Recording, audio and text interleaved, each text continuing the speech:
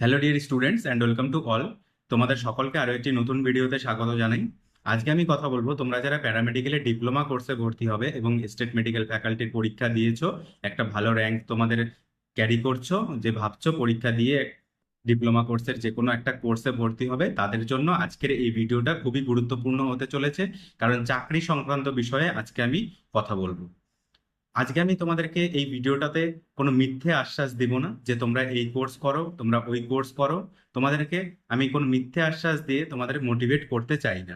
কারণ মিথ্যে আশ্বাস দিয়ে আজকে আমি তোমাদেরকে মোটিভেট করলাম বা ইউটিউবে ভিউজ পাওয়ার জন্য দু একটা কথা বললাম, সেটা করলে কিন্তু 2 বছর পরে তোমাদের কোর্স কমপ্লিট হয়ে যাওয়ার পরে মনে হতে পারে, তোমরা তখন আমাদেরকে বলতে পারো যে তুমি দাদা তোমাদের কথায় তখন মোটিভেট হয়েছিলাম, তোমার কথায় মোটিভেট হয়েছিলাম, কিন্তু এখন তো কিছুই হচ্ছে না। তো সেই জিনিসটা যাতে না হয়, সেই জন্য আজকের এই ভিডিওটাতে আমি তোমাদেরকে বিশেষ কিছু কথা বলবো। তো তোমরা মন দিয়ে ভিডিওটা দেখো এবং শোনো, স্কিপ করো না, স্কিপ করলে কিন্তু বুঝতে পারবে না। তো সবার প্রথমে বলি যে আমি তোমাদেরকে একটা কোর্স রিকমেন্ডেশন করে দিলাম এখন এই 2024-এ। তারপরে 2 বছর পরে গিয়ে দেখা গেল যে সেই কোর্সের জন্য কোনো রিক্রুটমেন্টই বেরোলো না 5 বছর পর্যন্ত। তাহলে কি হবে? তাহলে তো তোমার কোনো কোর্স করে বসে থাকতে হবে। কোর্স করে তো তুমি কোনো ফায়দা পাবে না। এবার প্যারামেডিক্যালের তো ডিপ্লোমা কোর্সে 13টা কোর্স আছে। এবার এই 13টা কোর্সের মধ্যে তুমি কোন কোর্সটা বেছে নিবে, সেটা পুরোপুরি ডিপেন্ড করবে তোমার উপরে। কারণ তোমার যদি কোনো একটা বিষয়ে ইন্টারেস্ট থাকে, তুমি যদি সেই কোর্সটা নিয়ে এগোতে পারো, তাহলেই তুমি সেই কোর্সটা নিয়ে এগোতে পারবে। কারণ চাকরির ব্যাপারটা হচ্ছে পুরোপুরি একটা আলাদা জিনিস। এখন বর্তমান সময় এসে দাঁড়িয়ে, এই কম্পিটিশনের যুগে এসে দাঁড়িয়ে, এখন কিন্তু এমন কোনো জায়গা নেই যেখানে কম্পিটিশন নেই। কোথায় কম্পিটিশনটা নেই তুমি আমাকে একটু বলো তো। তুমি একটা প্রফেশনাল কোর্স করো বা তুমি জেনারেল কোর্স করো বা যেই কোর্সই করো না কেন, তুমি জেনারেল কোর্স করেও তো চাকরি হয়। তাহলে কি জেনারেল কোর্স সবাই করে? প্রফেশনাল কোর্স কেন করে? প্রফেশনাল কোর্স এই কারণেই করে যে তুমি সেই জিনিসটাতে প্রফেশনাল, মানে তুমি সেটা প্রফেশনাল হয়ে গেলে। তুমি একটা যে কোনো কোর্স করলে, ডিএমএলটি বা ডিসিসিটি বা ওটি, যে কোনো কোর্স করলে সবগুলো কোর্স কিন্তু একরকম না, সবগুলো কোর্সই আলাদা আলাদা। সেই সবগুলো কোর্সের মধ্যে তুমি এবার ডিএমএলটি করলে ডিএমএলটিতে একরকম কাজ করতে হয়, তুমি ডিএমএলটি প্রফেশনাল হয়ে গেলে। তুমি মেডিকেল টেকনোলজিস্ট ল্যাব হয়ে গেলে। এবার সবগুলোর জন্য কিন্তু আলাদা আলাদা। এবার তোমার যেটা ভালো লাগে তুমি সেটা করবে। এবার ভবিষ্যতে চাকরি হবে কি হবে না, সেটার যদি তুমি চিন্তা করতে চাও, তাহলে কিন্তু সেখানে কম্পিটিশনটা অনেকটাই বেশি। কারণ কম্পিটিশন করে পরীক্ষা দিয়ে তারপরে তোমাকে চাকরিতে জয়েন করতে হয়। এটা কিন্তু এমন কোনো কোর্স নেই যেখানে তোমার কম্পিটিশন নেই। সবগুলো কোর্সেই এখন, সব কোর্সেই কিন্তু কম্পিটিশন বেড়ে গিয়েছে। এমন কোনো কোর্স দেখাতে পারবে যে সেখানে কম্পিটিশন নেই, সেখানে স্টুডেন্ট বেশি নেই? কারণ দিনকে দিন তো স্টুডেন্ট বেড়ে চলেছে। আর সেই হিসাবে তো প্রতি বছর রিক্রুটমেন্ট হচ্ছে না, একটা ইয়ারে একটা ব্যাচ বেরিয়ে যাচ্ছে, কিন্তু একটা ইয়ারে তো একটা ব্যাচের সবাইকে চাকরিতে নিয়ে নেওয়া হচ্ছে না, তার মধ্যে কিছু নেওয়া হচ্ছে। আর রিক্রুটমেন্ট তো 3 বছর 4 বছর থেকে বন্ধ আছে। প্যারামেডিক্যালের ডিপ্লোমার রিক্রুটমেন্ট, ব্যাচেলারের তো রিক্রুটমেন্ট সেরকম আলাদাভাবে কিছু হয় না। প্যারামেডিক্যালের ডিপ্লোমা বলো ব্যাচেলার বলো, সব রিক্রুটমেন্টই একসাথেই বের হয়, WBHRB-র মাধ্যমেই বের হয়। 2021-এ বেরিয়েছিল, 21-এর পরে আর কোনো রিক্রুটমেন্ট বের হয়নি।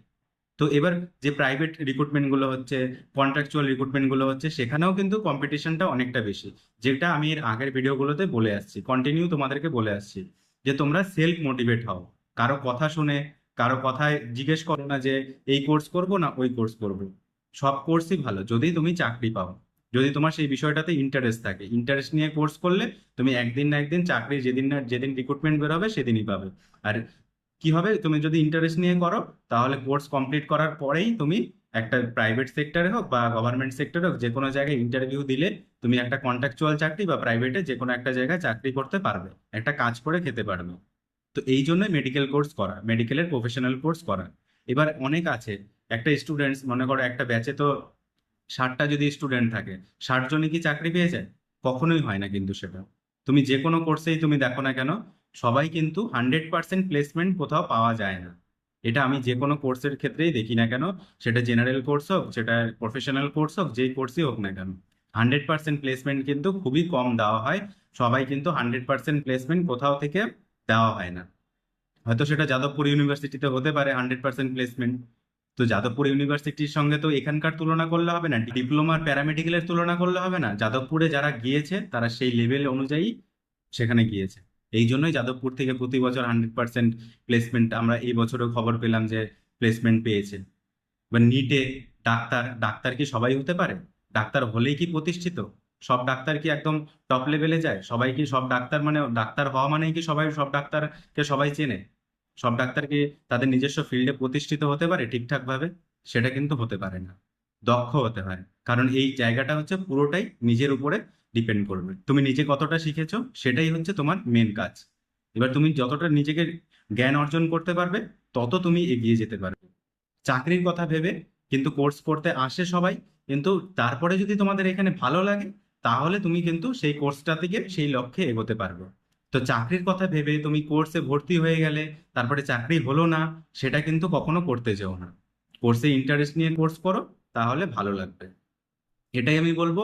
আমি কিন্তু কোনো প্রমোশন করছি না, এসএমএফডব্লিউবি আমাকে প্রমোশন করার জন্য এক্সট্রা কোনো বেনিফিট দেয়নি, বা কোনো প্রাইভেট ইনস্টিটিউট বা কোনো গভর্নমেন্ট ইনস্টিটিউট আমাকে প্রমোশন করার জন্য যে প্যারামেডিকেলে ভর্তি হতে বলো স্টুডেন্টসদের, সেটা কিন্তু না। আমি শুধুমাত্র তোমাদেরকে গাইডেন্স দেওয়ার জন্য ভিডিওগুলো বানিয়ে চলেছি।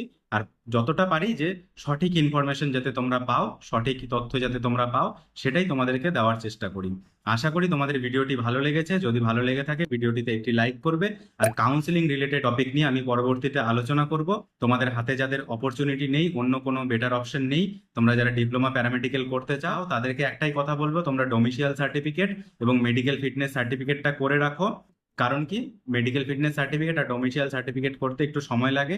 তো এই দুটো সার্টিফিকেট তোমরা বের করে রাখো যত তাড়াতাড়ি সম্ভব, কারণ এই দুটো সার্টিফিকেট কিন্তু লাগবে। আর বাকি ডকুমেন্টস গুলো তো তোমাদের আছেই, সেই ডকুমেন্টস গুলো অরিজিনাল এবং ফটোকপি তোমরা নিয়ে চলে যাবে।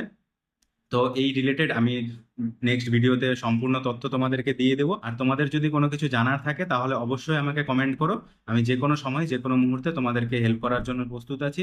সঠিক গাইডেন্স দিয়ে তোমাদেরকে পাশে থাকবো। ধন্যবাদ, দেখা হচ্ছে পরবর্তী ভিডিওতে। আজকের মতন এতটুকুই।